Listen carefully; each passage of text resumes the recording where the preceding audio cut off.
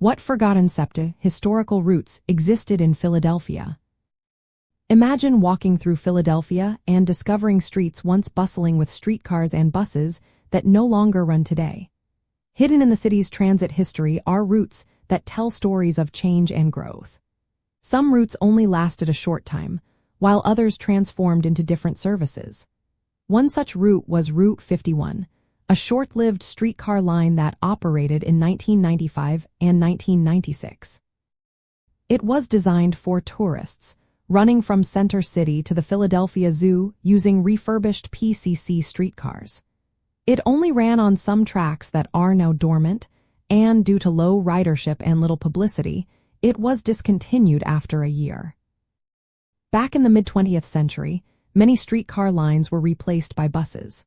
For example, Route 15 used to be a streetcar line but was replaced by buses in 1992.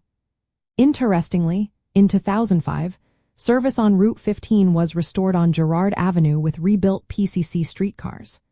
However, this service is limited and doesn't go into the Center City trolley subway because of equipment constraints. In South Philadelphia, streets like 8th and 9th were once filled with streetcars. These lines were replaced by buses between 1967 and 1969.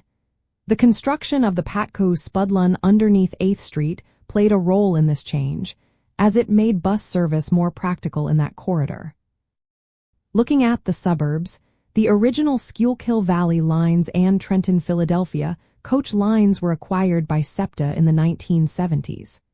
These routes evolved into what is now called the Frontier District, marking a shift from private suburban transit to public operation.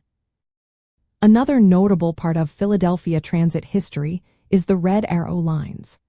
SEPTA took over these routes in 1970, including suburban bus routes and former rail lines like the Philadelphia and Western Railroad, which later became the Norristown High Speed Line. Many streetcar routes with numbers below 90 were once operated by the Philadelphia Transportation Company before SEPTA took over. Most of these lines were replaced by buses, but some subway surface, trolley routes still operate partially underground in Center City. These routes show how Philadelphia's transit system has evolved over the years. Some streetcar lines disappeared as buses became more popular, but efforts to restore trolley service, like on Route 15, continue today.